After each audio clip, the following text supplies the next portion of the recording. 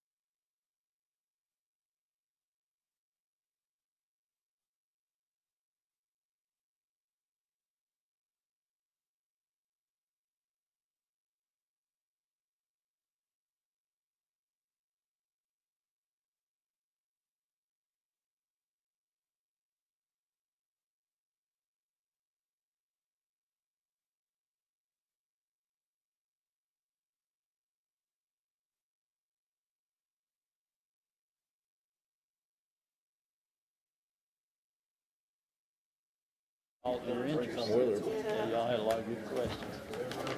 gonna be here tonight. Some of them are good. Oh, no, they were all good. They were all good. All right, thank you.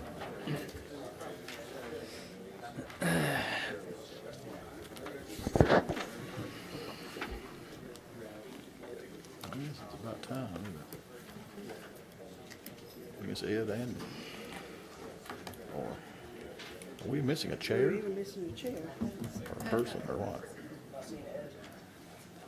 No. Or Ralph. Ralph, yeah? I hadn't heard from him. You know if Ed White?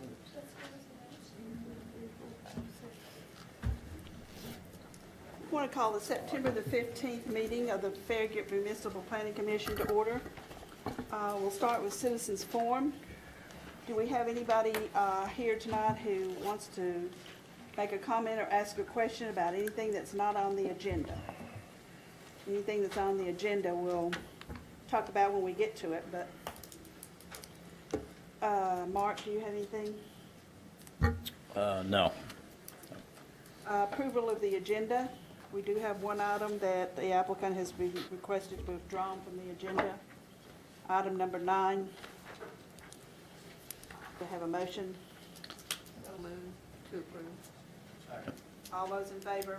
Aye. So item number 9, we will not have tonight.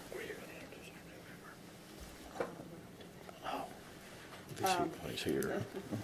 We do have a new member tonight. We'd like to welcome him. Drew Carson is with us tonight, and I was planning on the mayor to tell us a little bit about you, but we appreciate your wanting to do this, and like I said before, hopefully we will not be here all night tonight on your first night. Jack said he brought some snacks just in case. Okay, next we have the approval of the minutes for the August 18th, 2016 meeting. Do you have any changes? Do I have a motion? Move to approve. Second? All those in favor? Aye. Opposed? One abstain. Thank you. Moving on to item number 4, discussion and public hearing on the final plat for Bridgemore Phase 1, lots 109 to 112, located at the intersection of Farmgate Lane and Barnsley Road, parcels 109 through 112, tax map 152P, Group B, zoned R-1 OSR, 4 lots, approximately 2.14 acres. Brian Shugart, applicant. This is a minor re-subdivision plat. The applicant is combining 2 lots into one. I'll show you that. These 2 lots here will become one. They're currently 2 lots. They've dissolved that middle property line and become 1 lot. He's also shifting the property line on this existing lot that already has a house on it, shifting that slightly to the west to give that house lot more space. And then the third thing that they're doing with this plat is moving the rear property line so that the actual house lots do not contain any part of the sinkhole. All that they would have is the 50-foot building setback from the outer limits of the sinkhole. But the sinkhole itself would become part of the open space lot, which is in this area. It's a large open space lot. So the net result of this re-subdivision is increased open space, better protection of the sinkhole, and those are, I think, good objectives to support approval of this plat. There were 6 subject tos for the approval. Those all should be relatively minor, and the staff recommends approval of this re-subdivision plat. Is anyone with the applicant here? Do you have any questions or comments for us? I don't appreciate my Okay. And you're all okay with the subject twos? Okay. Anyone on the commission have any questions or comments?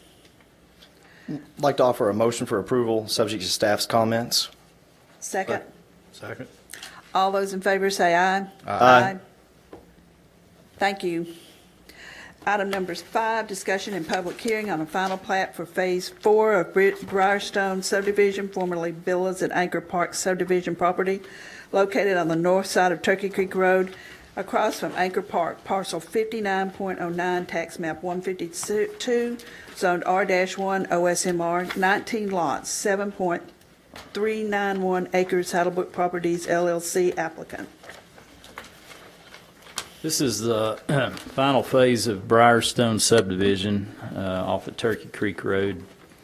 This phase the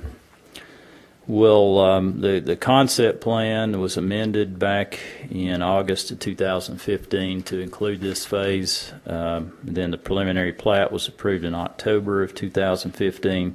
They started work on the putting in the public improvements in early 2016, and they're requesting approval of the final plat at this time. This phase actually promotes the town's land use plan by providing for connectivity between Briarstone and the Audubon Hills subdivision to the northwest. There'll be a vehicular connection between those 2 developments, so that if you're in Turkey Creek Woods, Kingsgate, Audubon Hills, you can actually get to Turkey Creek Road in a different manner than having to go down Kingston Pike and Campbell Station Road, Concord Road. So that's a really nice result of this plat. They also have constructed a walking trail in this location that stubs out to the property to the south, and if that property is further developed to the south, that walking trail would be extended, and there actually would be a public street connection just to the east of the walking trail through this area, so that that property to the south would also have that vehicular connectivity between those two developments, and it'd be 3 developments in that case. So the staff recommends approval of this final plat, subject to the remaining comments. They do have a fair amount of work to do on stabilization. I was out there yesterday. They've dressed up the lots and put straw and seed. I'm sure there's seed down, but there's no germination. It's been bone dry, as everybody knows, and very hot. We're okay at the staff level of going ahead and recommending approval of the plat, with the understanding that we're going to have a little more progress with the stabilization before we can release building permits, just so that they're held to the same standards that we hold everybody else to. So I know it's a challenge at this time of the year, but I think that from the staff's perspective, that seems like a reasonable compromise at this point. Are you all okay with the 18 subject twos here? Do you have any questions or comments on that? There's only 7. Oh, 7. There was one error in one of the. They have actually extended the walking trail to the end of the lot there to the Scarborough property. I went out there and I saw some stakes up on top of the hill, and those are actually slope stakes, so they have extended that. So that particular comment is not applicable. That's comment number 5. Anyone have any questions or comments? You, I'm pleased with the comments, and we just ask that you would approve it based on those. okay, do we have any more questions here? I move for approval of the final plat based on the 6 remaining subject twos, and then in the context of the understanding on this continuing work on the stabilization. Second? Second. All those in favor say aye. Aye. Thank you. Thank you for your time. We'll hope it rains. We all are.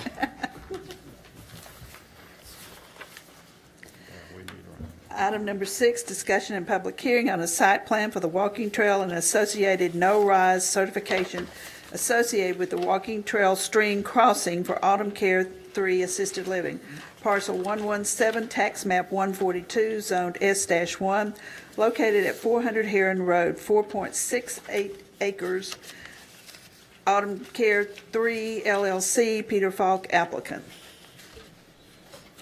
This item is related to the site plan that was presented to you all back in July and conditionally approved.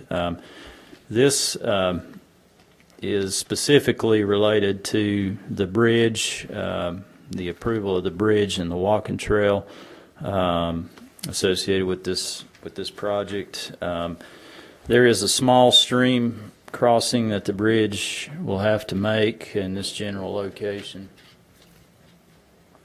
What they're doing is basically there's a walking trail currently that stubs out to their property from Cottage Creek subdivision off Heron Road.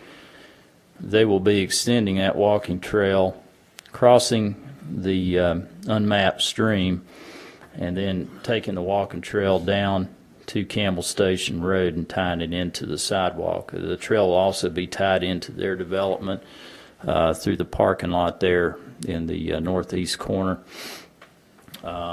The crossing of this unnamed stream or unmapped stream requires what's called a no-rise certification, basically to verify that what they're doing within the stream bank is not causing some kind of obstruction, or it's basically the water above the bridge is not being altered to where it's affecting property owners, to the, in this case, to the northeast of the bridge crossing. So that's a FEMA requirement, and that actually has to be presented to and approved by the Planning Commission.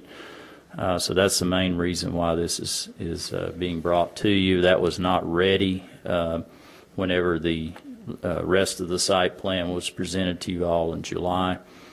And we have reviewed the no-rise and the walking trail, and the staff is satisfied that the no-rise reflects the FEMA-related requirements, and we recommend approval of this site plan. Can hear. Does anybody have any questions or comments for the applicant from the Planning Commission? Does that walking trail intersect there at Campbell Station Road on a sidewalk? Yeah, it will come down to a sidewalk, yes, ma'am. Okay. Where is the 76-acre tract? 76 acre. That's the drainage basins. Probably Yes. Sweetbriar That's is what it's referring that's the to. drainage shed. It primarily is made up of Sweetbriar rise. subdivision and Cottage Creek.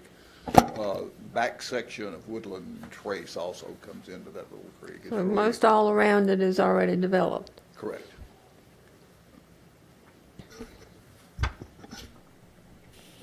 Anybody else have any questions or comments?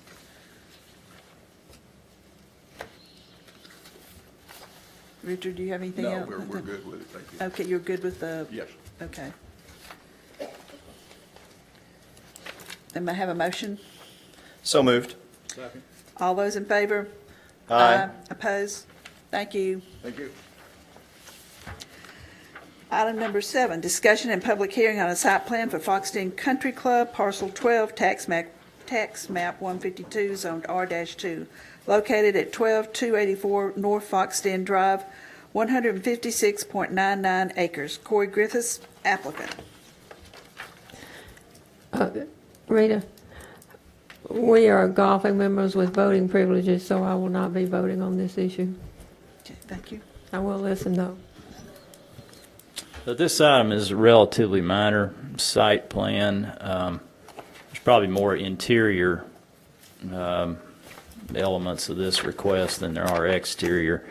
They're adding an elevator in the clubhouse, and as far as exterior, they're basically extending the second floor balcony, which is kind of shows up on these elevations. Maybe if I can go to the next slide here to see. Yeah, you can kind of see the balcony area is just being extended in here, the backside of the clubhouse. It's not close to any property lines. There's no lot coverage issue, obviously, with the size of this tract. The second thing that they're doing as part of this request is adding a get that up here. Adding a training center, a little freestanding accessory structure. It's about 925 square feet, and it's near the driving range portion of the development, really in the middle of nowhere. Again, it's not close to any property lines or anything. So these are relatively minor. The building is compatible with the clubhouse. The new building is. The stone siding is closely matches the stone on the clubhouse. The staff recommends approval of this site plan subject to the 4 remaining comments that are at your places. Applicant? Somebody?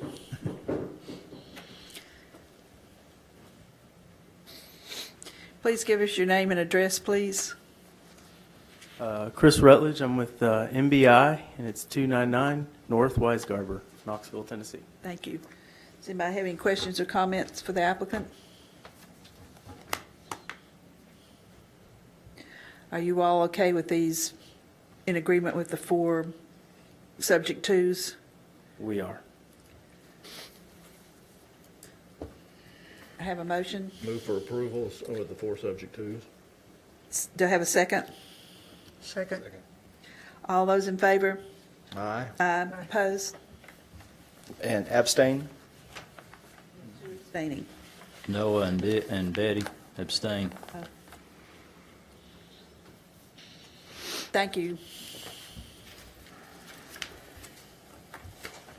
Discussion and public hearing on a revised site plan for Premier Eye Care located at 11111 Kingston Pike, parcel 22 through 24, tax map 143A, Group A, Zone C-1, and FPD 3 lots, 2.2 acres, 2.22 acres, urban engineering applicant. This item was presented as a site plan back in June and was conditionally approved. One of the things that we talked about at that time was the building's architecture and certain questions about whether it complied with the architectural design standards. We talked about whether it had a defined cap, whether it had an iconic element, the style of the roof, the windowless west side of the building, and whether the building was consistent or compatible with the building to the west, the Farragut Corporate Center. So those are some things that the applicant was asked at that time to make some modifications and then forward those back to the staff, and then we would forward them to you all for your input as to whether you felt like the items that were discussed had been sufficiently addressed. Since that time, they've made some revisions or requested revisions to the site. What's being requested now is there on the screen.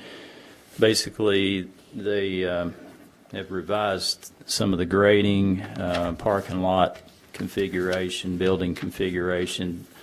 So really, collectively, in addition to revised building elevations, we felt like this needed to come back to you all for a full reconsideration of the site plan, since it was kind of a significant modifications to the site, as well as looking at the revised building elevations. As far as the site goes, the building, this part, let's go back. This is kind of a new area. And then they did have some parking on the original plan in that area. So the parking is further away from Turkey Creek, which is back here. But the building is extended further to the west. I don't believe there's a walkout basement in this option. The property itself, if you've been out there, it certainly lays well for a walkout basement. That's what was shown on the previous site plan, to make a more efficient use of the land. In fact, these things are talked about in architectural design standards of working with the topography and trying to minimize the amount of grading, filling, cutting and filling on a development. Let me go to the next item here. As a result of the building footprint modification, there's some new grading kind of in this part of the property where there are some pretty sizable trees that were identified. So one of the things the staff has asked is that if the building configuration is approved as requested, that they incorporate a retaining wall, somewhere to lessen the amount of grading and to not take out any more trees than what they had shown as taken out on the previous conditionally approved site plan, so that there's no net loss in tree removal. There's going to be hundreds of trees removed as a result of this project anyway. So what we're trying to do is minimize to the greatest extent possible any further tree removal by incorporating the retaining wall, which is also discussed in our architectural design standards, and trying to work better with the natural topography of the land. These are the trees on the revised plan that, oops, get ahead of myself here. I think there's those, and maybe that one, that were shown as being saved on the previous site plan but are now being removed as a result of this modification. So those are some things to think about that were at your places with the staff recommendations. And then in terms of the building itself, let me go to that. This is the revised building elevations, different views of the building from different perspectives. And the staff's recommendation on the building is that we'd like to see further and really much more significant modifications to the building so that it's more consistent, at least, with the building to the west of the Farragut Corporate Center, which is kind of a more traditional, largely brick building. The building that, let's see. Let me go back.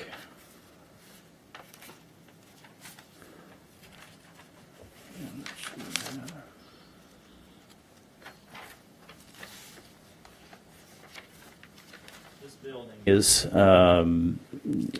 it's very modern looking, and I'm not against the building personally. I just think that one of the objectives of us adopting the architectural design standards was to try to have not identical buildings, certainly, but more consistency and compatibility with buildings, particularly those that are side by side, so that we can avoid maybe inconsistent or kind of a hodgepodge of different building styles that are adjacent to each other, along a roadway. So, from a staff's perspective, we don't feel that this building as proposed is compatible. But again, that's something to be discussed. Those are kind of the summary of this particular item. I know the applicant is here that can address any specific questions you might have. I can also pull up the previous site plan or building if y'all want to look at that. It's in this PowerPoint. I can toggle over to that. Have a slide of the building next to it, Mark? Yeah. Could I see that? That's what it looks like. Okay.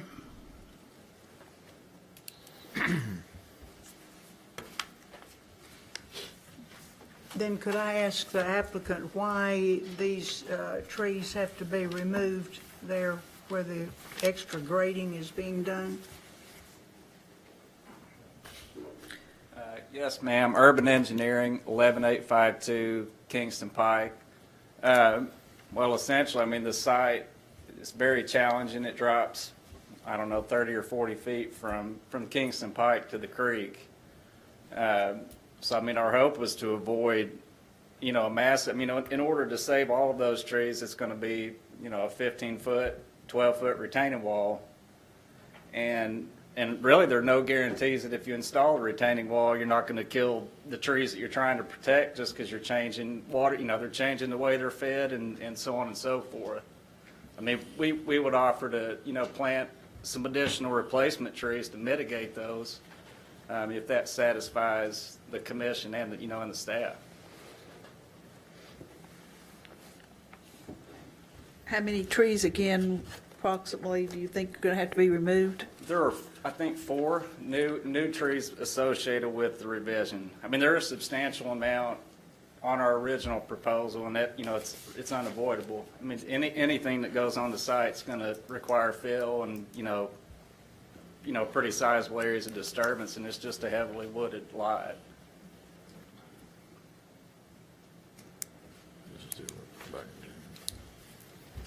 Does anybody else have any questions or comments? Well, it looks like those two bottom trees there may be close enough to the bottom of your grading that they could be salvaged. Is that right or not? It would still, I guesstimated, you're still going to have a 6-foot wall. By the time you get far enough away from the base of the tree to, to avoid, its root zones and that kind of thing. Okay. Well, one thing to think about is, again, architectural design standards are trying to get us to look at not just how a building looks and trying to be more consistent with buildings in general, but the site and working with the topography like Renaissance did. I mean, Renaissance could have gone out there and flattened the world, but they worked with the slope, built into the slope, and made functional space and use out of that natural topography. It also lessened their grading cost. So I think if they work better with the topography, some of these trees could be saved, perhaps with not a huge retaining wall. I mean, I'm not in favor ever of trying to make somebody put in a big, tall retaining wall, and Chris is right. If you change the shade or the drainage on trees, I mean, there's no guarantees, even if you put in a retaining wall. But it kind of needs to be looked at more comprehensively in relation to the design standards and what standards can you apply to minimize to the greatest extent not only tree removal but also cost for the applicant. I mean, something else I might offer, this plan reflects adherence to the town's, it's the maximum slope is 2.5 to 1. We could steepen that, pretty slightly and avoid, and probably pretend the trees that, I'm sorry, Miss Commissioner mentioned a minute ago, we may be able to salvage those by doing something in that effect. I mean, in either event, this slope's going to be stabilized. It's got special requirements by itself, just for being at 2.5 to 1. So, I mean, that's something else to consider. I mean, I think that would have less impact than digging footings and everything else around the, the base of that tree. Chris, how many feet do you think you could move the toe of that slope by changing that? I mean, I'd be surprised if it's more than 10 or 20 feet. how deep is the building? Do you remember how deep the building is? Front to back? 60 feet. So if you go 2 to 1 at 60, you'll be out of it, just eyeballing it. Then what are you going to end up with, like a 2 to 1? I mean, probably something between 2. I mean, we wouldn't want anything steeper than that. Well, you can't. It's hard to mow at 2.5 to 1. 3 to 1 is marginally comfortable mowing. I wouldn't want to mow it. But maybe just let it go back natural. Yeah.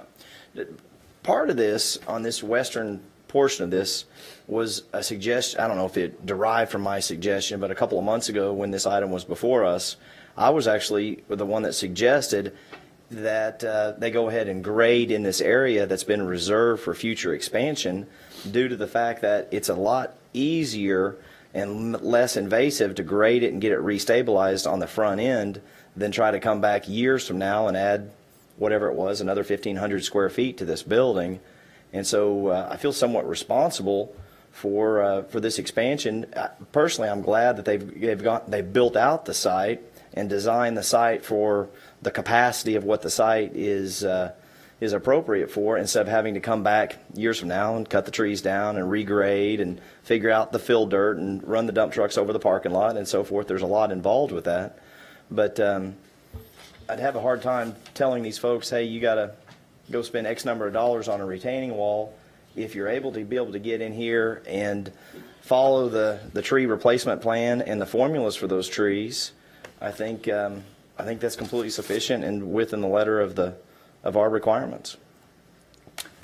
Well, I don't have an objection if you do replace them in some form or fashion. I understand you're not wanting to put a expensive retaining wall there to salvage them. Do you all know what kind of permanent ground cover you're looking at for that slope yet?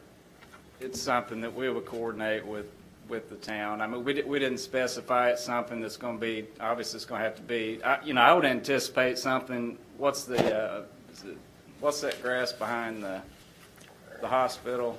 Weeping Low Grass. Yeah, that or Something along those, or that something that's low sumac maintenance. is probably that sumac would be good, fragrant sumac. Get a lot of shade back there facing north like that. That might be your only struggle because you've got a lot of trees back there in the aquatic buffer, and Yeah. so you got to. I mean, obviously you're going to want to sow something there that's going to germinate quick to stabilize, but long term you may want to do a little bit of research of what's going to do well on a north facing slope. Right. Yes, my point with the design standards is I think another reason why we went through the process was to try to encourage people to look at their property and work with their property and not against it. And I think this plan works against the property.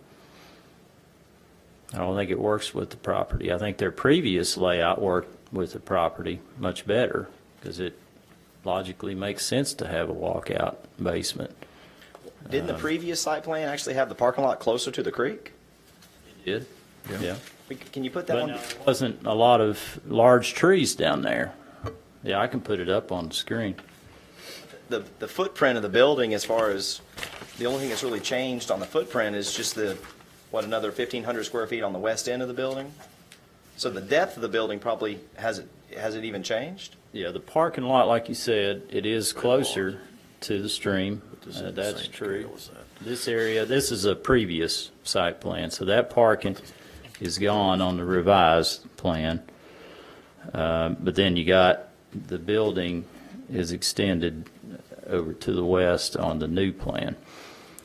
So there's kind of an offset. The thing was the bigger trees were, kind of in that area. That was kind of there really aren't, there's a sanitary sewer line back here, and First Utility has kind of,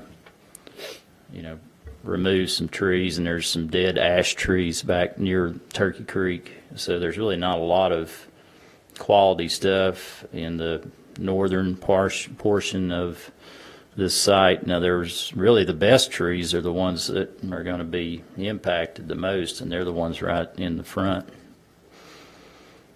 I mean, the best quality trees by far are the ones closer to Kingston Pike. They have to go for the building. They would have to go if you developed the site as far as I could tell. I mean, I don't know how you would do it with the way the property slopes, because it's going to require fill even with their original site plan. I mean, there's just no way around it. Now, this site plan, I would think, would be cheaper grading cost wise, because it's, you don't have as much fill, and you do work better with the topography, and you make more space out of your natural topography. What was the purpose in the revision? I'm sorry. And what was the purpose in the revision?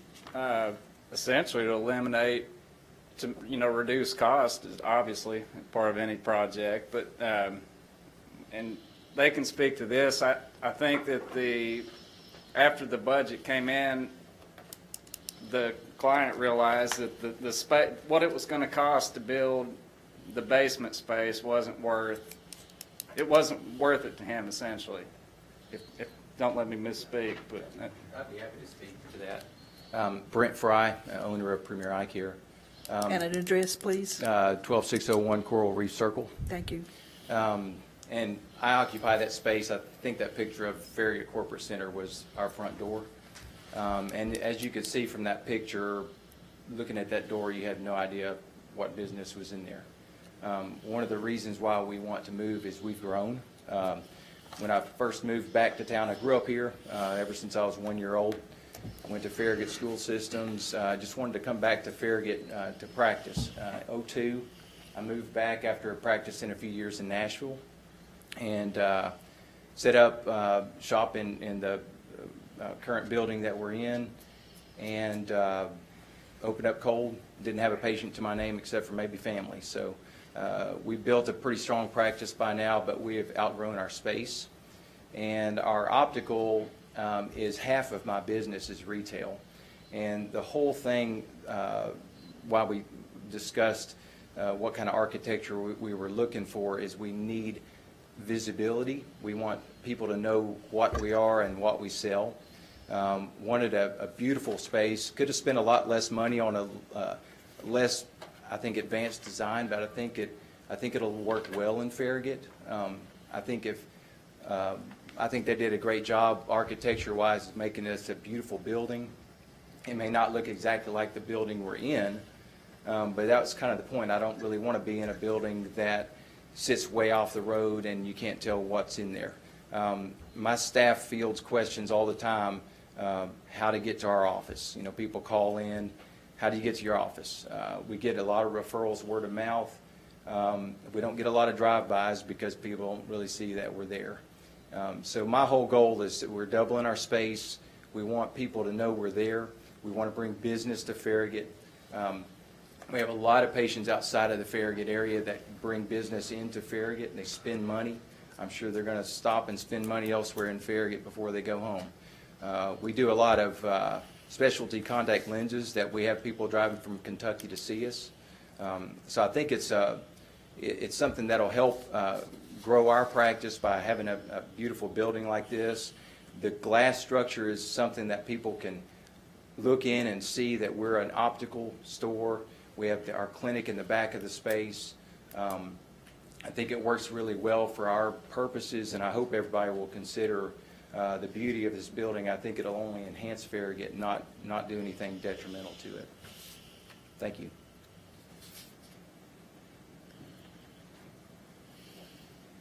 I'd be happy to answer any questions as far as the basement goes, but my name is Greg Terry, Studio 4 Design, 414 Clinch Avenue, Knoxville. One of the things I just wanted to sort of comment on was I believe to specifically address the previous comments, I believe we've better defined the cap not only at the corner element by changing the roof line and the slope and the type of roof it is, but also with enhancing additional details at the parapet of each of those individual tenant bays. One of the comments was about creating a more pronounced iconic element. I think we've done that at the corner, really anchoring Dr. Fry's business as the anchor tenant on the corner of that space to really draw attention to it. And then one of the other comments was about the change of material, the use of metal panels on the building, and we've removed that from the upper roof. And as far as the windowless west elevation, you can see from the rendering that we have added sort of what would be considered another storefront bay to the corner. Typically, if you're familiar with retail, most retailers like storefront facing or street facing storefronts. Most don't have windows down the sides of their spaces. So that was sort of a programmatic response initially to the fact that there weren't any windows on that side because it wasn't facing the retail corridor. And in terms of articulating the elevation in response to the staff's request, we have added that bay. A future tenant may elect, if it meets their requirements, to maybe open up a portion of that for visibility if it met their requirements, but it's not necessarily a necessity. As far as the basement goes, that was an early consideration of just excuse me, incorporating the site, adapting to the site, having that kind of square footage. I think the challenge really comes back into the fact that it was always just extra space.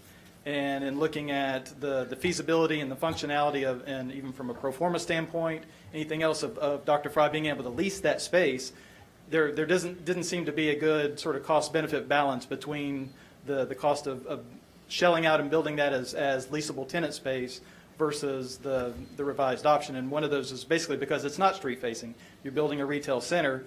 Any tenant that you're going to look to try and lease that space to is going to want to have visibility so people know where they're, for the similar reasons why Dr. Fry is moving is not having visibility. So essentially what that basement space would become for him would be space that he would own and pay himself rent on, I guess, and either leave it empty or use it as storage space. The challenge of that is in working through it with him through the program for current and future needs, that amount of square footage just does not meet the programmatic needs of his expansion abilities or opportunities, especially when balanced against the cost of the site work required to achieve it. I guess as far as the lack of consistency between the proposed building and the building to the west, like Dr. Fry said, we agree that it doesn't match, and that's sort of the intent. Kingston Pike is first and foremost a retail corridor, whether it's by intentional design, organic growth, or some hybrid in between. It always has been a place where businesses come to connect with their consumers that are interested in their products and services. And in our opinion, by extension, architecture has to go beyond just form, follows function, and start to reflect the purpose of the owners or the retailer's brand. I think architecturally it's as important as their business card or a television commercial or any other marketing medium that your building is an extension of your brand. And so for the type of clientele that Dr. Fry is looking for as far as his growth and expansion, obviously he doesn't want to be a typical or a traditional eye care provider. It's about serving a younger clientele that's interested in something modern, vibrant, and unique. And so we believe, in addition to addressing the objectives, the specific objectives of the guidelines, we have addressed those and would hope that this isn't necessarily a discussion about the more subjective issue of architectural style. Do you have building materials and colors you could show the commissioners? Because one of the things on your plan, your revised plan, was that modern-looking portion had colors to be determined, and we can't accept that. Obviously, we were at a point where we were looking at different material options, and we have slightly adjusted our rendering and have an updated version just to, for one thing, obviously in an opportunity to try and address the brick color question about having the quantity of brick, the amount of brick. We definitely meet the objective of having the minimum quantity of masonry as a primary material, but these renderings will better reflect. And then I also have actual material samples as well for everybody To see that. Yeah, thank you. That's always helpful.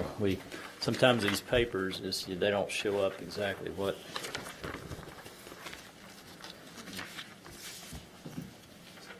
So for the primary brick, that would be part of all the tenant facade, would be this more rusticated brick that has a lot of range to it.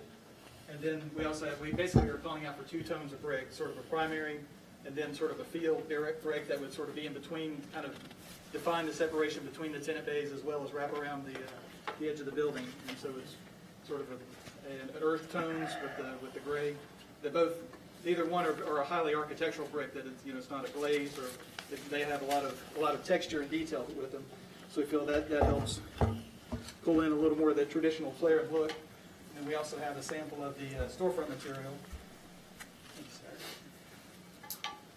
Sort of the dark bronze storefront. Is that this part? This would be Or the just these- framing or these for frames? all the glass for each of the tenants, as well as Dr. Fry's space on the end. Sort of a dark bronze aluminum. And what's this here?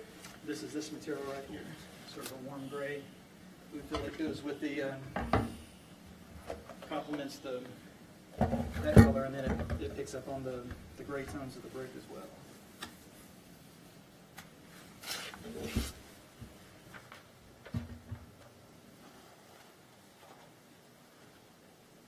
The backside better than the front side.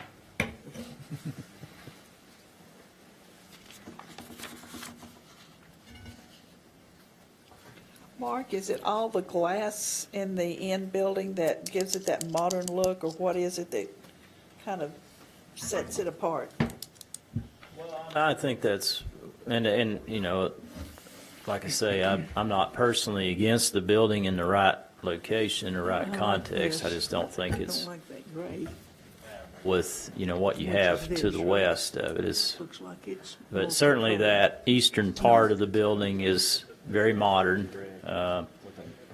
and is really not consistent at all with the building to the west. Now the eastern portion or the western portion of that building is more consistent. The brick, the largely brick portion. Took pictures off the website of that company's product and applied it to our computer model. So it'd be different sizes. It's just not going to be a solid Correct. gray. Yes, it's different sizes. So we would have reveals and breaks in it that would help it. It still reads as a monolithic element, but it has reveals and breaks in it to help break down the scale of it. So it's, because that's one of the objectives in the ADS was to not have just a single, sort of a uniform one piece of material that didn't have any lines Character to it. Exactly. Yeah, right. I don't mind the look of the building so much, except for this straight here. I'd like to Which part are you see talking some different elevations here or something. If you look at the actual elevation, so the building, this is what it would look like in the street. So it's obviously a little harder to see from there, but Yeah. from the street, we're actually Do go up and down. popping up each tenant base, so they definitely read as each individual Okay. tenants. And they stick out in front of so that they would be this brick here. Yeah. And it would stick out in front of the, sort of And the this background brick right is in there. between here, Yes, right? ma'am, exactly. Okay.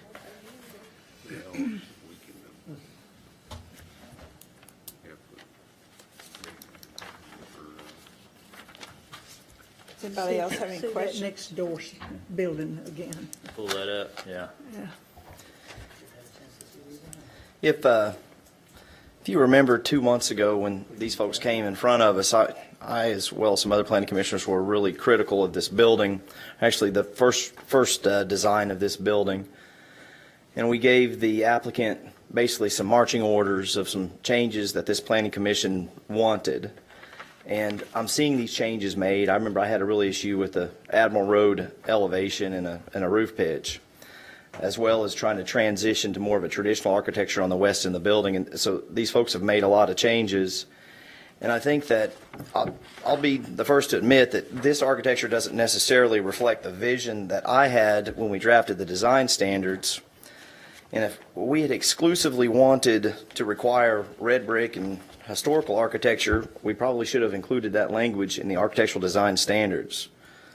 And in the absence of that language, these folks have revised their plans to meet the objective requirements and have done the things that we asked them to do. And I can't see any reason why we would say, no, you can't have this. Again, it's not exactly what I had envisioned. I'm a big fan of red brick and more historical architecture, but that is not language that we put in architectural design standards. I think there's sufficient separation between this building and the building next door. And quite frankly, I think that if we send these folks back to the drawing board, it's just a moving target. I don't think we're ever going to get what I say we, maybe me, as what my vision is. I can't speak for the rest of the planning commission, but for us to be able to get this brick, this building, and the design elements that the owner of the building wants to be able to be truly complementary to the building next door, it's a radical change. And I think it's unfair to be able to ask those folks, after they've already implemented the things that we suggested to them that had to do with changes in the elevation and the brick and removing the metal and just really a plethora of changes. I think it's unfair to say, no, you can't have this. Again, I'm not saying that I'm in love with it, but what I'm saying is that I think it meets the objectives of the architectural design standards.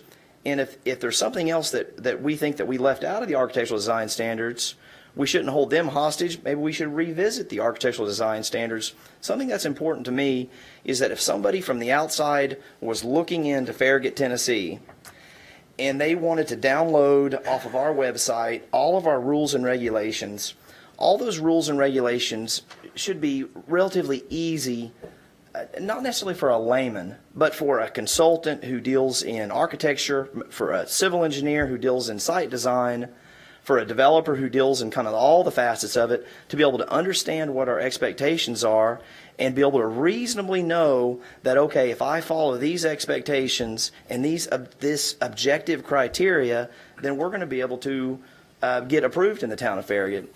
And I think what we've inadvertently created with the architectural design standards, and as you may recall, I'm probably one of the most critical when it comes to architectural design. And there's been a few times where I've been the lone dissenting vote on something, and usually it's against something that goes completely against the architectural design standards that's black and white. The issue that we're dealing with today is we're dealing with more subjective things. These are not things that are black and white to say, oh, you've not met this threshold, so we're going to decline you. And I think they've met the thresholds. And I think, again, if we want to go back and revisit, I think we should put it on the agenda and deal with it later, but not hold these folks' feet to the fire on something that we kind of want or we're not sure what we want yet. So with that being said, I'll offer a motion of approval. I think we have some more comments, Got some more please. comments? I think this is a fine design. I'm really impressed with it. Thank you. I think it has some, it's not a staid structure like all red brick, and no, it's good. Thank you. I'd like to make one more comment too, now that I've seen the materials. Before you make an additional comment, that's good.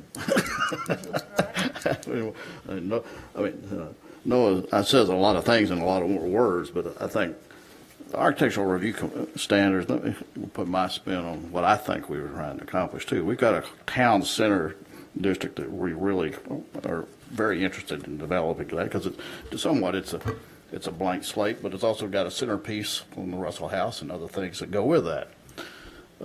If I look at the context of where this site is, there's a car wash being built just down the street on the other side of this building. I quite frankly think the red brick building we've seen the view of is kind of mundane myself. There's other things down. We've got Goonies, we've got all kinds of other things that strip through there. To be hard and fast on a historic look, I think is a little bit, to me, misguided on a hardcore application in this instance, or maybe even other instances as we look at the future. We've got to use some common sense here, I think, in what we're trying to apply. They have, I think, made some changes, but I also have some comments that relative to, I think we could do a little better with that gray facade. I really don't think that that's in the objective two of some of the earth tone comments that we've had in the past. I don't think that's a hard comment to incorporate, to look at that, relook at that color scheme there again, and still have the basic structure of the building that I think it more matches maybe some of the things we saw there. But I'd ask hard to look at that, relook at that color scheme for that large piece of. And I'm also thinking in terms of, in the back of my mind, when we approved the car wash, we talked about a narrower blue band than what I feel like we've got out there now. That's really kind of like, wow, that's a lot more pronounced than I thought it would be. And I think this is the kind of, maybe it could be lead us down the same road with this large gray precipice there. I would say, if you don't mind, making sure that as far as what you may be seeing on your monitor or anything is compared to the actual material sample that we brought.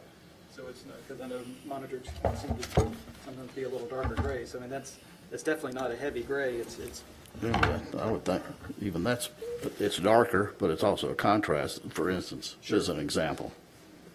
And so that, when I say more earth tone, it's more something that's more a stone color as opposed to a slate color. That's all I'm saying. That's just my personal taste.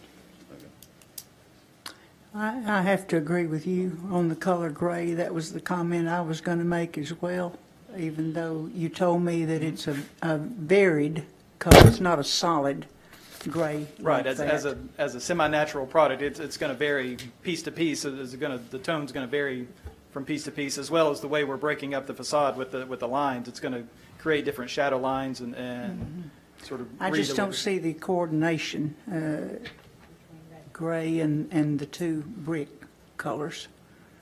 I would turn that over again. I think that was even better.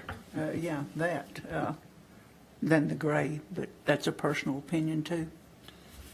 While we're adding personal opinions, I think a dark color would stand out and make that particular area more prominent. If it were, as opposed to a lighter color. That again is a personal taste, but I know he wants that area to be the focal point of the building. And I like the the fact that it is the brick and has some definition to it. Does anybody else have any questions or comments? The overall design, I think, is better than the previous one, as far as visually. Yeah, I think it's, I really like the fact they're going ahead and moving that toward the west on the building and going ahead and doing that part of it. Right, we agree that going ahead and building it out to its maximum capacity Yeah. is beneficial.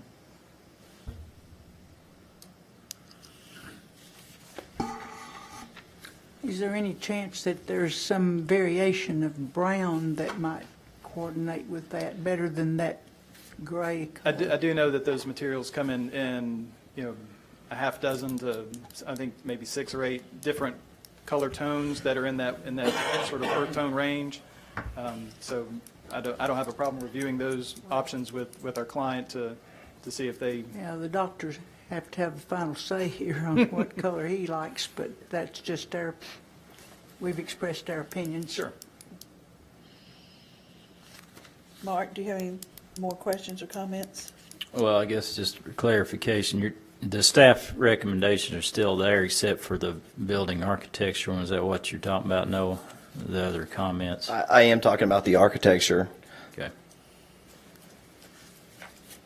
Strike out 4. If that's your motion. I'm not saying that's what your vote is. I just want some clarification Right. on that.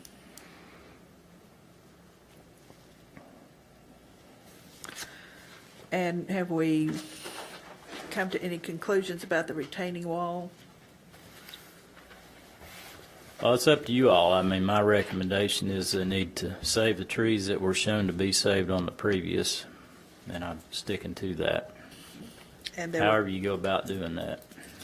was there 4 of those you said? 5. 5? Yeah. Is there Now, any? if you steepen the grade beyond 2.5 to 1, you would have to get a variance through the Board of Zoning Appeals. They would have to go through that process because the language says pretty clearly if it's steeper than 2.5 to 1, you have to have a retaining wall.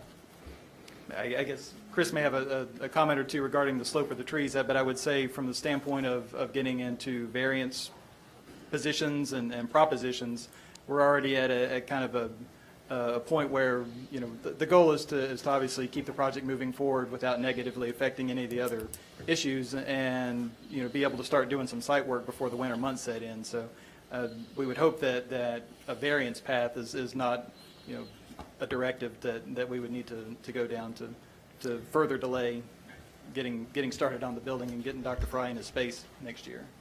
Personally, I have real reservations with slopes that are steeper than 2.5 to 1. I've had experience with a lot of slopes, and trying to stabilize a slope that's steeper than that and get some sort of stand of vegetation that ultimately prevents erosion is very difficult.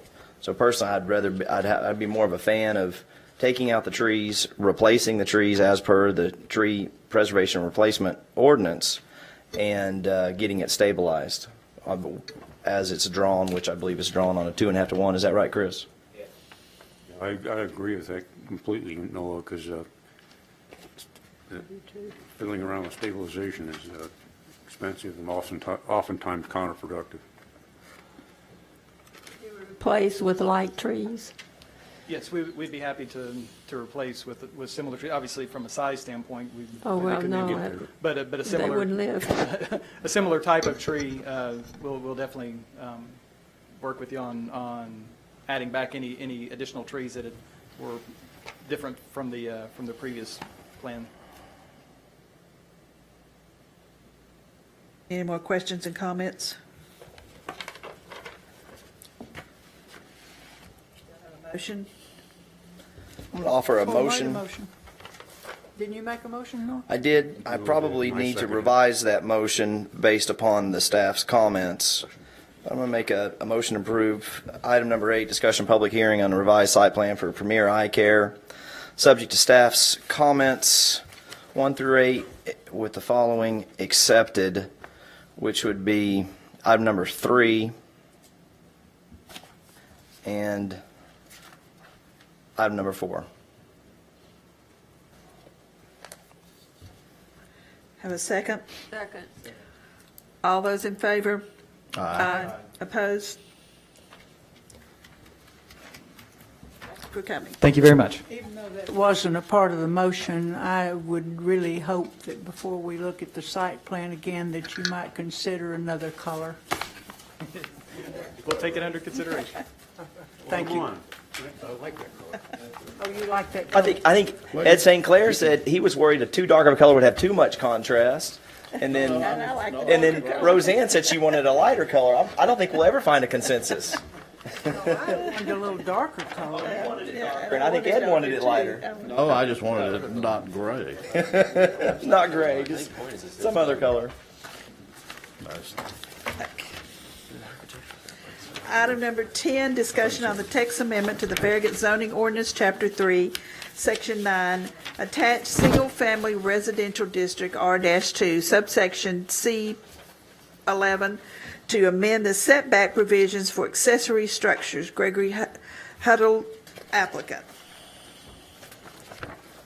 I'm going to try to introduce this without getting too complicated, but I probably end up confusing everybody. And are we voting on that tonight? No, this is just a workshop. Just a workshop, okay. Basically, this involves, at this time at least, a look at the setback provisions for accessory structures. That's, in a residential setting, that's a structure other than your house, basically. It could be a deck, an uncovered deck, an arbor, fire pit, a detached building that's a storage building, those kinds of things. And they're defined in Chapter 2 of the zoning ordinance. But But this does not any way address what we were talking about a year or so ago about accessory structures that, No, it's not an accessory dwelling unit. We're Okay. not talking about that. No, this is, no, that's a completely different thing. That's a request involving more than one dwelling unit on the same lot. Okay. And that secondary dwelling unit would be much smaller than the principal dwelling unit. So that's not at all what they're talking about here. Unlike the detached zoning districts in the town, you know, the attached, obviously, the buildings are closer together. They have to be attached. And so historically, I guess we've kind of looked at what someone does with their non-building portion of their lot, because since you are so close to your neighbor, you can have a significant impact on your neighbor. So kind of the philosophy historically has been to, if you buy into an R4 development, you kind of buy into an understanding and an expectation of what you can do and what your neighbor can do, kind of a build out of what might happen around you. So the setback provisions are a little bit different than in detached developments. Actually, as it's currently written, most accessory structures in R4 on an individual lot have to be 25 feet from all property lines. That's much, much greater than a setback requirement for a detached lot, which is typically 5 to 10 feet from property lines. So just to give you a comparison. Another thing that in the R4 district that was required when it was rewritten a few years ago was to provide for what's called reasonable visual privacy. It could be a private yard, a patio, a deck, arbor, pergola, those kinds of things that's adjacent to or contiguous to the dwelling unit. And that area has to be at least 400 square feet, and it has to be shown on the plat of record. So when you look at a attached development, like this is back behind us in Park Place, the diagonal lined area on this plat, or what was identified as the minimum private outdoor space, to basically demonstrate that they have at least 400 square feet on each lot devoted to that. That's what these little areas here are. The remaining part of the lot that has the dotted pattern, this is where your buildings have to fit within in an attached development. Again, getting back to what I was talking about, you kind of have control over how you use the lot because everybody's so close together. So you plat where the building must fit within, and then also where they can have the minimum private outdoor area. We had a couple of amendments to the R4 a few years ago dealing with accessory structures. We provided for specific provisions for fireplaces and grills that could be placed within the platted outdoor area, private outdoor area. There were certain requirements for those that relate to that type of use. It has to be 5 feet from all buildings, for example. We also amended the requirements for arbors and pergolas in R4 to basically say that they can be within that private outdoor area as long as they don't consume more than 25% of that platted private outdoor area. The part of the issues that we've had with the current language, I understand the intent of what we're trying to do, but the 400 square feet is a minimum, and what ends up happening is people just plat the minimum, and then it limits you with the other language in the R4 as to how much of that you can use. So for example, if I wanted to put a deck on one of those, or a pergola or arbor on one of those outdoor areas, I could only take up 25% of it based on the other language in the R4. And that's not really, I don't think, the intent. I mean, theoretically, since the 400 square feet is just a minimum, somebody could just plat, a much larger part of their non-building portion of their lot as private outdoor space. So that gives you more flexibility in what you can do. You're way above the minimum. There's no maximum. So that's one of the administrative challenges in this private outdoor space requirement. Another challenge, I guess, to that is that these uses that that were related to those recent amendments are allowed different setbacks than other accessory uses that would be deemed as comparable in a detached development, like a swimming pool, like a deck, different things like that. Those are held to a 25-foot setback, where if you place a arbor or a pergola, basically it can go anywhere in the platted private outdoor space.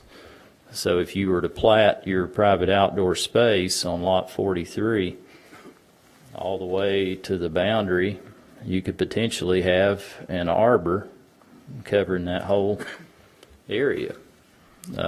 Well, it'd be limited to 25% at this point, but as far as setbacks, there's a difference in how we treat accessory structures in the R4. So there's a lot of things to think about with the R4, and quite frankly, the R4 is by far the most difficult zoning district to administer at the staff level and to understand for our building inspectors. They tell me if they ever plat another development like this, they'll kill me. It's just different, and but we need to make the language easier for everyone to administer this, and for the applicant, and I think to give applicants more flexibility in what they can do with their lots. All these developments have private restrictions that could certainly keep out certain things that they privately deem to be inappropriate to their development. But I don't think personally that's any of what I would recommend as our business, as long as they meet certain setbacks and physical requirements. I think the R4 in the long term needs to be overhauled, rewritten, perhaps maybe made into more than one district, because we need to provide for some zoning districts that I think will be peripheral transitional housing options in a mixed-use town center or a mixed-use neighborhood type setting. So, for example, if we were to have a mixed-use town center built on the property around here, you would probably want to have some higher density residential also just on the periphery of that, and you want to have the ability to have zoning districts that can provide you with some flexibility. So, for example, in the R4 district right now, the buildings have to be attached. And so what we end up with in some of these developments, like Park Place and like some of Chapel Grove on Grigsby Chapel Road, is the construction of a small breezeway that connects to these two units. It has no, for the most part, functional purpose. It's just being added to meet the letter of the law. Well, obviously the intent or the desire seems to me that they want to have a detached structure. So why not make the ordinance flexible and provide for both an attached, if they want an attached, or a detached, and give them that option of flexibility within the code itself. And then how you deal with the individual lot, perhaps it needs to be looked at more on the basis of lot coverage for individual lots. I mean, currently lot coverage in R4 is based on the entire tract. It's not an individual lot. Let me see if I can go to the next slide here and I'll show you another development. That's R4. This is Chapel Grove off Grigsby Chapel Road. These building envelopes are platted, more of the building consumes the individual lots, unlike most of Park Place.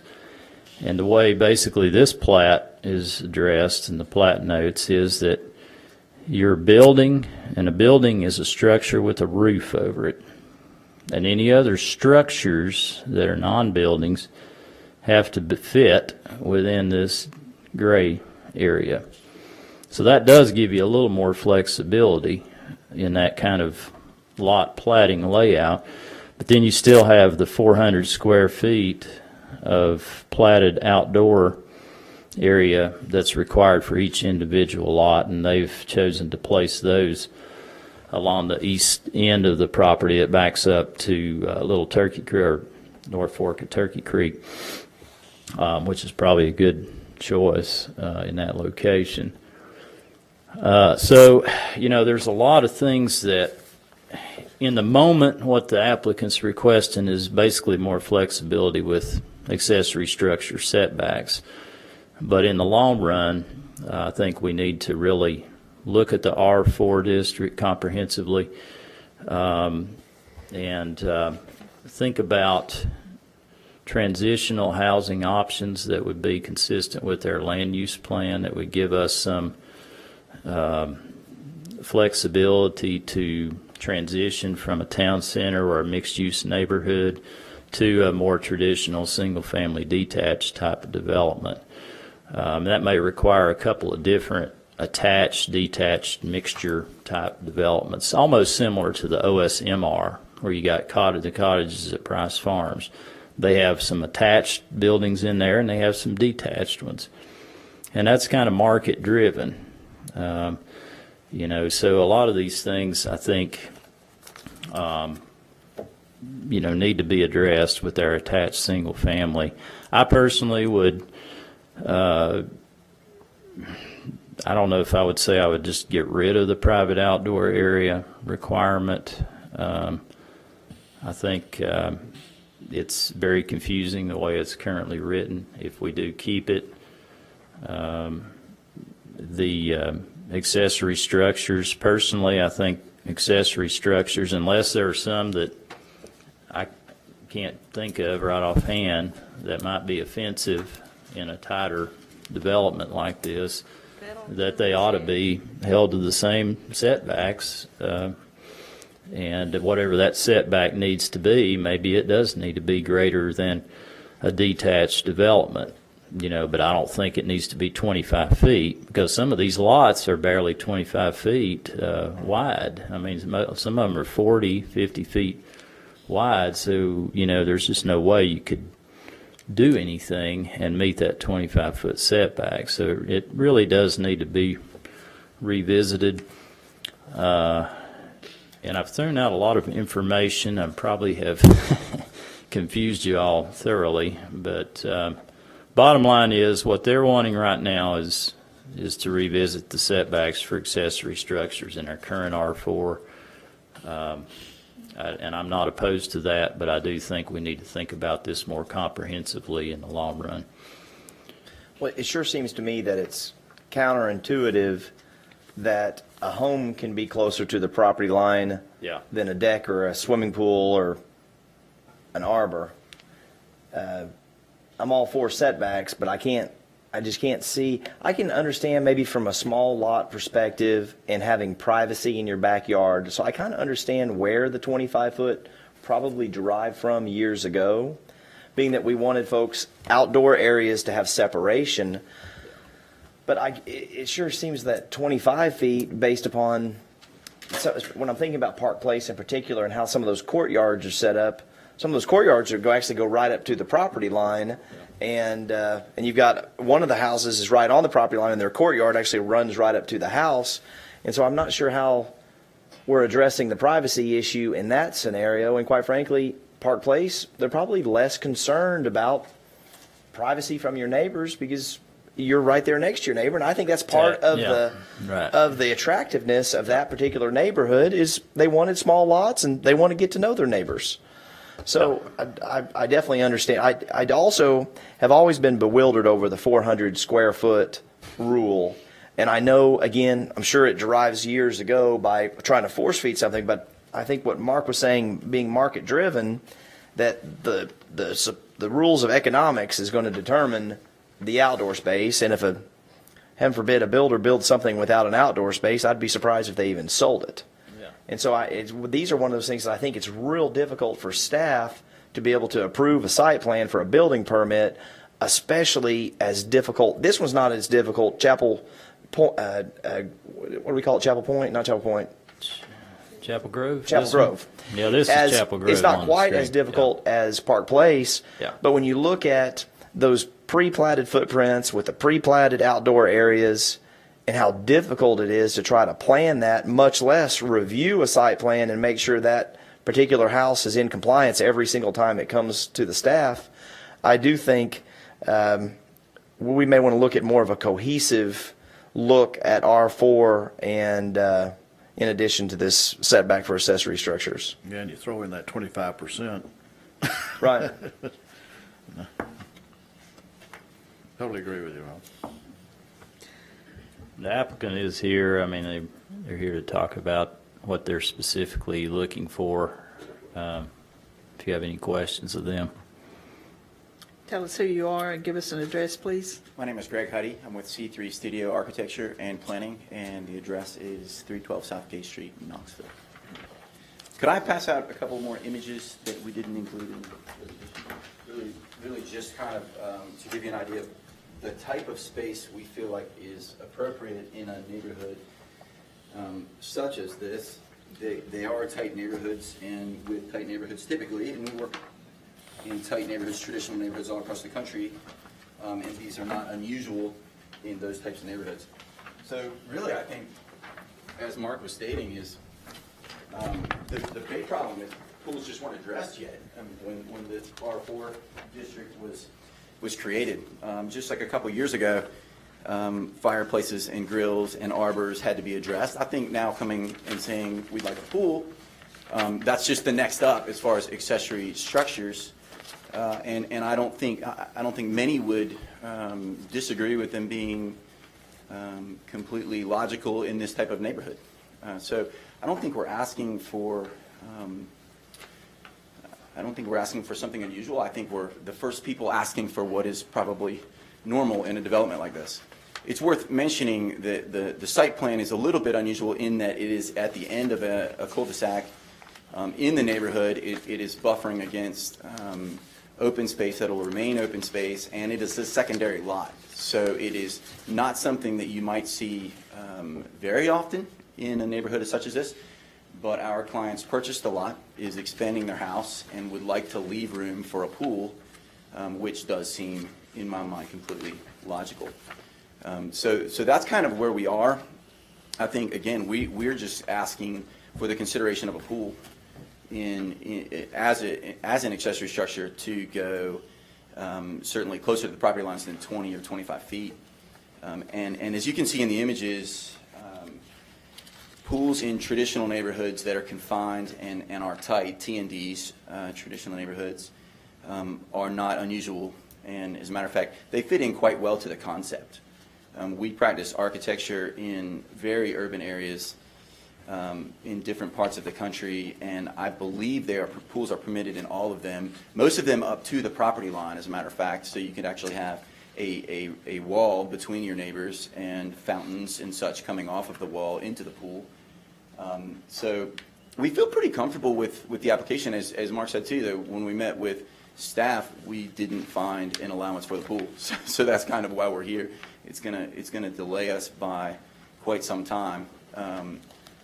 But I think generally speaking, it seems like an appropriate fit. I think it's an appropriate fit too, Greg, but one thing that we have to look at as a planning commission is not site specific to your client's lot or two lots. We got to think about this contextually over a larger area and at least at a minimum potentially over all the R4 zoning districts. So unfortunately something may not happen quite as fast as what you're hoping for.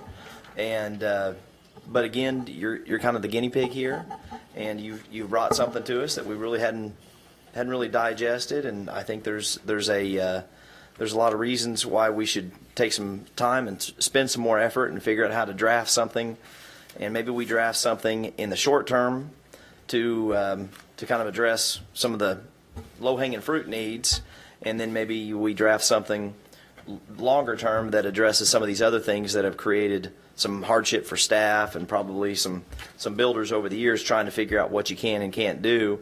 And I just think it was some unintended consequences. And I think they were all good intentions with the outdoor private space and with the 25-foot setbacks. But I don't necessarily think that we had always envisioned that trying to fit a pool on these little 40-foot wide lot with 25-foot setbacks. I mean, you'd be lucky to get a hot tub in there. So, any rate, so that's kind of where we are. I'm not sure how to give direction to staff, and I'll open up to the rest of the Planning Commission and figure how to get this moving down the road. I have a general question. The upper left picture here with the fireplace and the pool and a wall. Typically, do these developments have walls that separate the property from your neighbor? Some do, some don't. I mean, it's a mixed bag, really. Some are created so that you have a private yard of your house. So in other words, for instance, historic Charleston, you'd have a side of the house that is pretty much no windows. If they are, they're up high. So if you use all the way to their wall, you would need a wall to separate yourself from the neighbors. So it depends really how the neighborhood is created, I think is the only answer. If they're more open to neighbors, then a lot of times it's their choice. So if they want separation, they'll put a wall.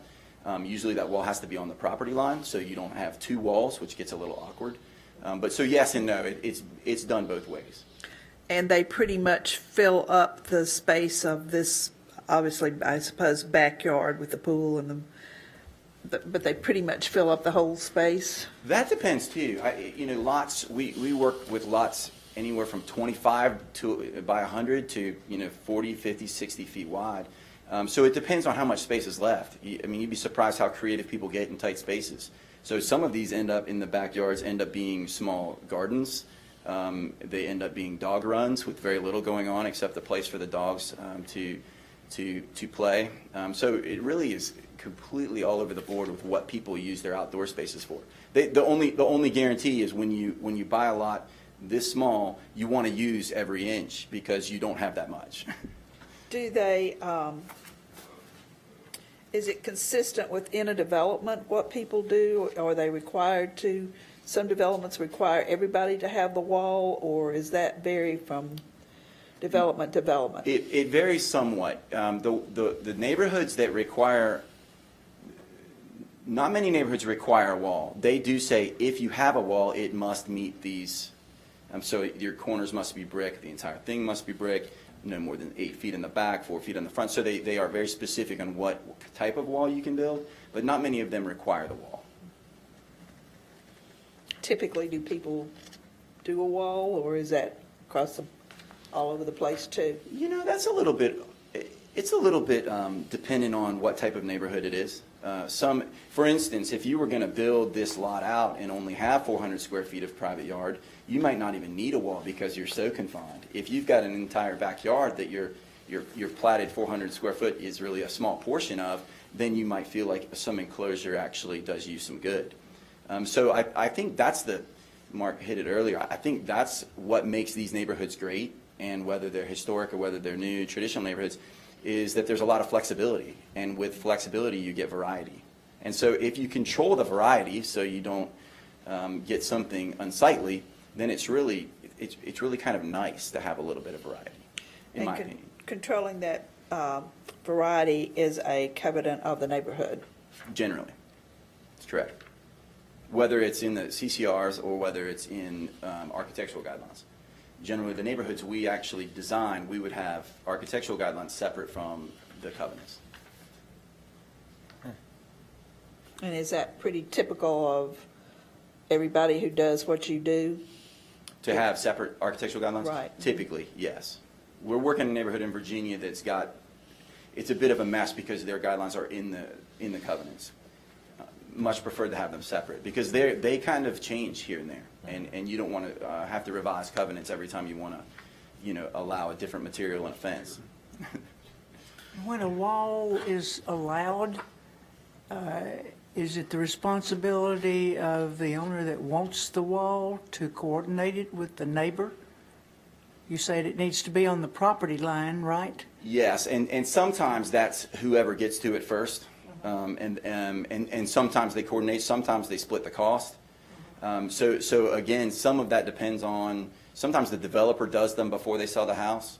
So there are all sorts of scenarios, but yes, generally speaking, you're going to have some coordination that's necessary. And then maintenance would be another issue. Maintenance would be another issue. Generally speaking, you're of course required to maintain your side. If the fence is halfway down, they're going to also have to meet in the middle, which has been a problem. I mean, the biggest, we work in a neighborhood in near Nashville, near Franklin actually, that people build 2 lines because it's allowed. We didn't write the covenants or the guidelines, and it's a bit of a mess because then you have a no man's land in between. Mm-hmm. So who maintains that? So I think the preferred method is to have one wall, but then again, it does add complexity, which Mark's point earlier, this type of development, I think the development capturing the kind of the what we love about old cities is difficult because it's unusual in today's zoning laws. So we try to do it the best we can, and then it's got to be fluid to a certain degree because we learn from it every time we do something differently, like add pools. I trust you have a site in mind? Oh, for this particular? Well, you're asking for a revision of the R4 standards, so to speak, so I trust you have a site. Yes, ma'am. Yes, ma'am. On page 2, it's actually showing the structure and the pool that we're proposing, and that is abutting, like I mentioned earlier, undevelopable property. So we don't even have neighbors directly adjacent to us. So that's the specific site on page 2. So back to the whose responsibility, whether it be the architectural design, the covenant, and or the town government that you're dealing with, how is that divided up? Is that pretty standard the way that's done, or is it all over the board too, from place to place? Make sure I'm clear, as far as governing what type of fence is built and where the pool goes? No, that's a little too specific. More like we're talking about with setbacks and that sort of thing. Is that? That's usually specified in the neighborhood. Now, a lot of the neighborhoods we work in are PUDs. Generally speaking, I'm not a big fan of PUDs in municipalities that would adopt that as a growth method. So if the town of Farragut would like to see more of this, they shouldn't allow a PUD when they want to see this. They write R4. So if it's a municipality, it's a little different. If it's a PUD, it's standards set within the development itself. I mean, they'll have to connect to one dwelling unit on this, obviously, because they can't have a completely detached structure in R4 currently. It only allows for attached, so they will have a breezeway to whomever their neighbor is there to the west. Unless we change What are anybody. those on the other breezeways sides. used for there in Chapel Grove? What are they used for? To Yeah, meet the I mean, requirements I of looked at those the and I ordinance? wondered why they were there. Pardon? Well, a lot of times you'll see these breezeways that just end up in the side of a house with no door. And Yeah, you're scratching your it's- head, why on earth they put a breeze? Yeah. Well, because they have to comply. Well- And to comply, they have to attach, and the only way to attach is with a structure with a roof on it. Yeah. In this case, we're actually building a structure in addition to the existing structure. So we're attaching because it's part of the structure. Right. So we are not attaching additionally to anyone else's property, just our own. But Well, back to you the wall. do for- have to attach to somebody else. You can't just have a single unit, of course. We don't Right, allow- the existing house is attached to the neighbor. The additional portion Oh, yeah, that we're, the existing house is attached right, this to the existing, neighbor. right, that was Yeah, already okay. approved and built and. And that's where your attachment will be, is right We're there. attaching to the existing house. correct. Back to the wall for a second, because I'm kind of intrigued. We may struggle with walls because we've issues with on property lines. But do these masonry walls? I'm envisioning an 8-inch thick wall with 4-inch of brick veneer on both sides. Do they typically straddle the property line, or are they cheated to one side or the other? If we can help it, we would have it straddle the property Okay. line when it divides the property. Okay. Now, that's not always the way it's done. Right. And that is in the development decision as opposed to what a planning commission or town Generally, government would- planning commissions wouldn't want to have anything to do with that decision. Yeah, I was going to say we would want to stay away from that. And really, this planning commission and historically the town, it really has not been big advocates of walls on property lines. If anything, I think we have a 4-foot. When you get Well, into a yeah, masonry you wall, can't. we have set books. There's a funny setback with a masonry wall versus a fence. Yeah, And- you can't put a wall on somebody else's property currently, so you couldn't do that, actually. You'd have to cheat it over. But yeah. we even have a setback, don't we? It seems like we had a setback on these when we got into this years ago. with We walls. do for retaining walls. You have to have the permission of the adjacent property owner if you're putting it within 5 feet of the. But just a property traditional line. freestanding privacy wall, you could push it all the way up to the property line. Yeah, as long as it's Okay. on your property. As Yeah. long as it's all Now, on your property, right? Currently, it's a requirement to have for your platted outdoor privacy area, you have to have a wall, Or we can do it with landscaping right now, can't we? landscaping, Yeah. a wall, or a fence. Okay. And I don't know that we should require that. I don't think we should personally.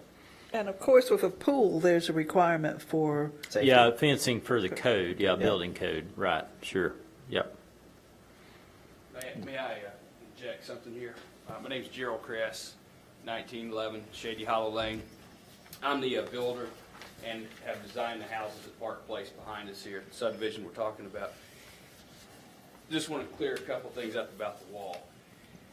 The way we currently have it in our restrictions, covenants, you cannot attach anything to your neighbor's wall. So if we have 0 lot line and we have a wall on the lot line, you could not use your neighbor's wall to attach anything to. And that wall belongs to them. You can't grow vines on the wall. You can't attach metal artwork to the wall or a fountain or anything like that. I think the wall is kind of confusing things here just a little bit. That really has not come into play at all in our subdivision. This wall does not represent anything that we've ever had or probably ever will have there. So So in that's Park worth. Place, there could be 2 walls jammed up against each other No, then? No, there would be no need for a wall that you're looking at in this photograph. It would serve no purpose. You have a wall, you have your neighbor's wall, and you have your wall. And the area in between is a courtyard. This is a wall that you'd never see in Park Place. This is not representative of the wall. Greg brought this to show you example of a pool in a small area. So let's just take the wall out of the equation. Well, yeah, but There's we're, two different, there's one that's specific Far to your is the site, there's one breezeway, generic that we're talking because about like- in our- yeah, we're not talking about you all, we're talking about, Yeah, because you're gonna have, you have covenants, obviously, Yeah. that govern what Yeah. you're doing, right? Yes. But we do require some kind of fence, wall, or landscaping currently for that private outdoor area. And then, of course, we require the breezeway connection between dwelling units. So this lot would have to connect to somebody else's dwelling unit to comply with the R4. why was that? The only attached single family is Attached. allowed in R4 as it's currently written. Okay. Like I said earlier, I would be more than open to adding detached as an option in there, just like the OSMR, and give it more flexibility. I don't like those breezeways. I think they're silly.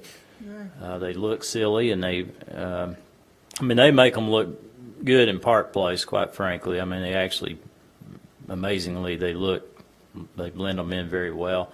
But just to meet the language of the ordinance seems kind of silly when the preference is obviously to have a detached structure. Now, if you have a detached structure, because of the building and fire code, you probably want to make sure they're about 12 feet apart just to be on the safe side, because you have to factor in the actual veneer, not the foundation. And we've kind of run into that a little bit in some of these attached single family. Well, at Chapel Grove, there's certainly more than 12 feet between them, aren't there? Those breezeways are more than 12 feet. Yeah, they might be wide, but the breezeway is making that legal connection so Right. that the I'm two wondering units why, are was it attached. Saddlebrook the builder there? They built some of the later ones, yes. Well, whomever the owner is of the property, I wonder why they didn't come to us about that before they put all those Yeah. breezeways in there. Yep. Anyway, that's over and done with. You wonder, Mark, if we did this and made detached available in R4, we might be almost be able to eliminate future R3s. Potentially, yeah. I'm going to say just simplify the whole zoning. Right. Obviously, we can't change R3s that are already out there. Yeah. But it might just simplify things in the future when you have that kind of flexibility within one base zone. Mm-hmm. Yeah.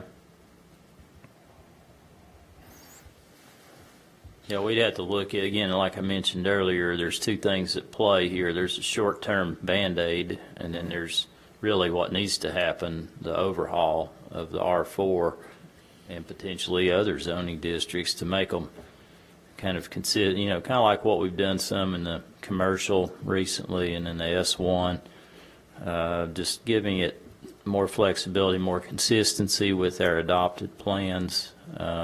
Like I say, there was good intentions on all of this, 400 square feet minimum, and it makes sense in a lot of ways.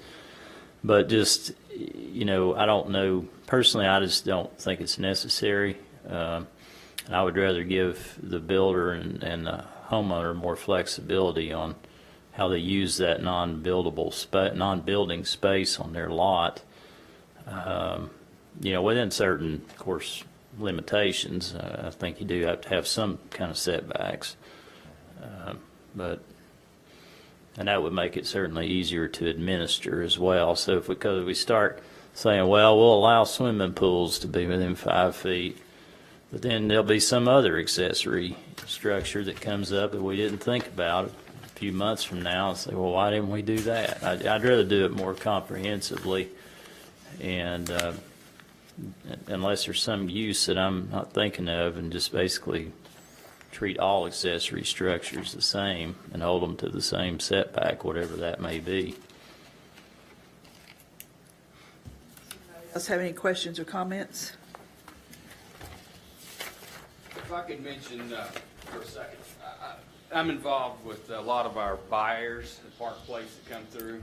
I work closely with our realtor. And I hear the comments that are being made. And when we get a younger couple coming through, I say younger, a lot of our buyers, residents are over 50, most. But we are getting some younger buyers, and we want that. We encourage that. We like families.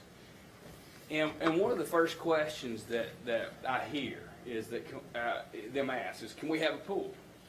And that's when we tell them no, most likely not, those folks leave, and it's unfortunate.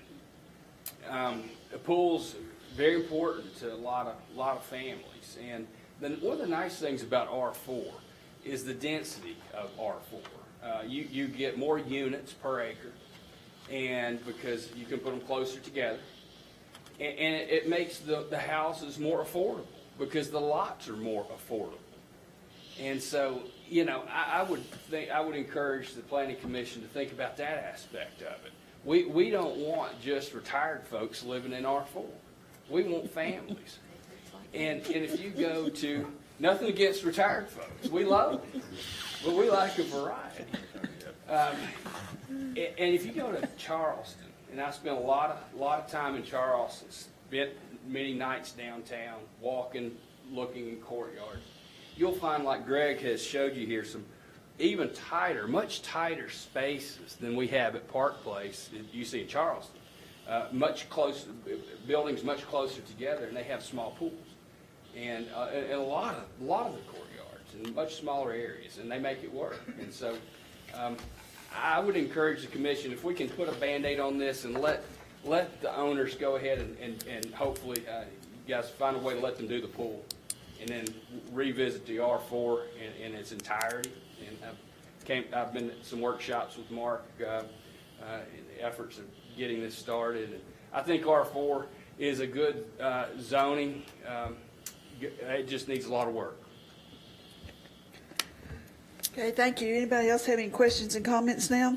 So Mark, you're going to attempt to put some language for this tactical. Well, that's what we need. I need to get your all's thoughts on whether you feel like it needs to be revisited, and if so, I mean, to me, it looks like we need to look at obviously the 25-foot setback for now. We need to also look at make sure that the lot coverage is not violated if we expand the setbacks,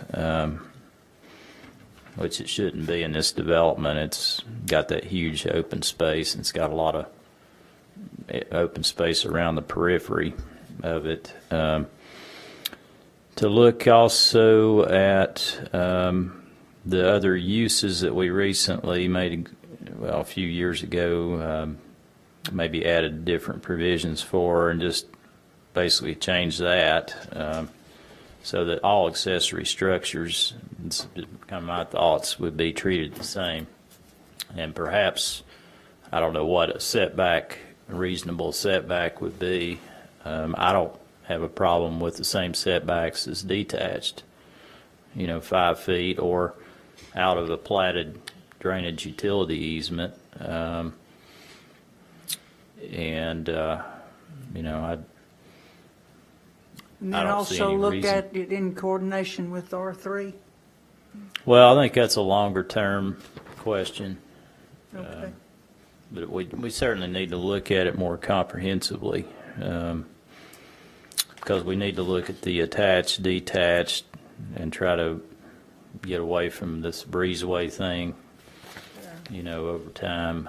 If the intent and the desire in the market is to have maybe some attached, but also some detached, closer spaced buildings that are detached that meet the building and fire code requirements, I think we should provide for that, so that we're not forcing somebody to put in something just to meet the language of the ordinance that really doesn't make any sense functionally or aesthetically.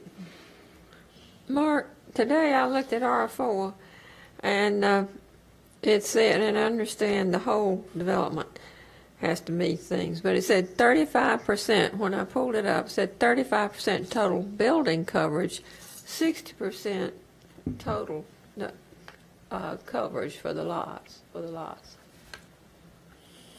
And then here on the second page, it's got 50% of the entire development. You were looking at the recreational facilities, section number 2. That's different than the house lots. A, R4. B2, okay. yeah. That's just for recreational facilities. If they wanted to build a clubhouse or something like that, that it would be subject to those specific requirements. But the attached single-family dwellings would be subject to basically the overall development as a whole. The entire tract is a 50% lot coverage. Okay. They're gone. Oh, I did have a question. There is a house in existence now that wants to add a pool. Is that what you're saying? Yes, ma'am. That's okay. correct. And again, it's a separate lot that's been purchased to combine, and then there will be an additional amount of heated space that will be added to the existing house as well. And then that portion will be a little smaller to allow for the pool. Thank you. You're welcome. Enough to think about, Mark?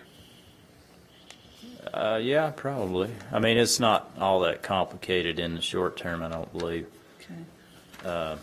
Certainly going to overhaul, it's going to be a little more involved, but we'll probably deal with the private outdoor area a little bit. I think we have to amend to do this Band-Aid measure at this point. But mainly we'll just talk about the accessory structures and try to treat them all equally and hold them to the same setbacks as single-family detached. Now, we were talking about that pools require a wall. Well, they require a fence. A fence. A barrier. Mm-hmm. Or it could be a surface on the water surface. I mean, it doesn't necessarily have to be a fence. There's other ways to meet that requirement. I was about to ask. Fence is what most people use. Yeah, safety requirement. Are there requirements like that for other accessories that somebody might come up with? Or is the pool the main one or the only one? I mean, the outdoor fireplaces, we already have a provision in there, the 5-foot setback from buildings. I think when that was amended a few years ago, we did consult with the fire marshal on the language. We want to make sure something like that potentially could be an unsafe structure would meet all applicable building and fire code requirements.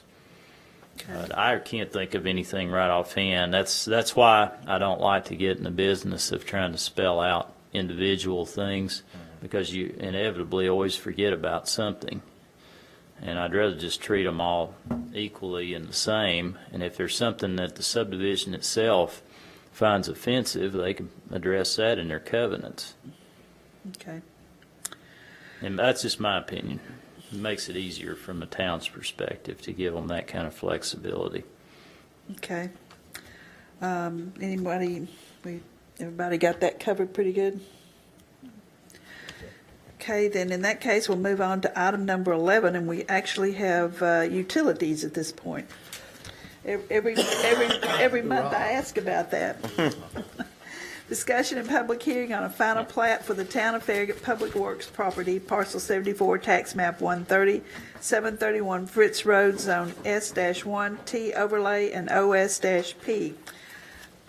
11.29 acres and a variance request from the subdivision regulations required to construct sidewalks and other pedestrian facilities on Fritz Road.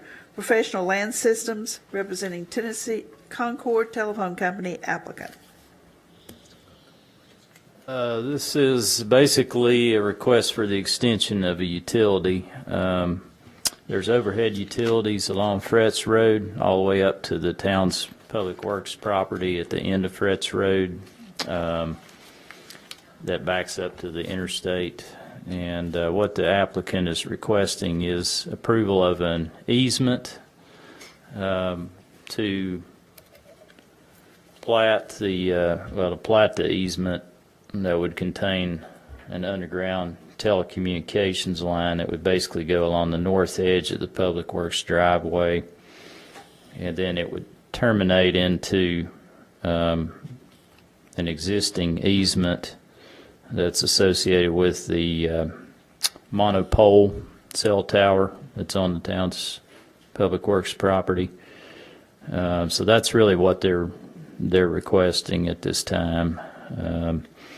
There is a variance requirement to not construct the sidewalks, and consistent with action that we've taken in the past with these very minor subdivision requests, we would recommend approval to not construct the sidewalk along that minimal frontage that goes to the interstate. And we'll probably have to take separate action on that, so we'll do that, and then we'll address the plat. So we'll put before you the variance request first and get your thoughts on that, and then we'll go to the plat. It's a pretty simple plat because it does involve the town's property. Our town attorney is involved with drafting an easement agreement at this time that will be taken to our Board of Mayor and Aldermen, that they'll have to approve that easement on the town's property. So that's one of the remaining subject twos, one of the 5 on the plat itself, but we will need to take action on the variance request first. I'll offer a motion to approve a variance request from subdivision regulations requirement to construct sidewalks or other pedestrian facilities on Fretz Road. Second. All those in favor? Aye. Opposed? And then on the plat, the staff recommends approval subject to the 5 items at your places. Make a motion to approve the final It was plat. actually, I All missed of the one 6 on the back. items. Sorry. Ed's motion. There's enough of a motion there. Oh, Yeah, I got it. Final plat was 6. All those in favor say aye. aye. Opposed? So the September the 15th meeting, 2016 meeting of the Farragut Municipal Planning Commission is adjourned. We got out of here by